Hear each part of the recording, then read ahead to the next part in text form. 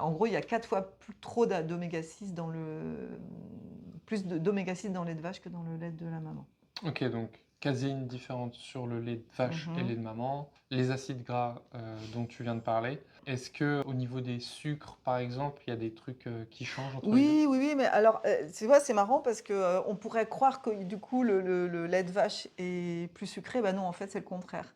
Le Ah lait ouais. de la maman est beaucoup plus sucré, mais c'est une catégorie de sucre qu'on appelle des oligosaccharides et qui sont protecteurs. Donc protecteurs au niveau de tout ce qui est inflammation. Et en revanche, le lait de vache n'en possède pas du tout. Comme quoi la nature est C'est vachement vachement bien bien fait, faite hein, quand même. quand on y pense. C'est pour ça qu'il faut retrouver un peu de bon sens. Pareil, dans le lait de vache, tu as également énormément de sels minéraux.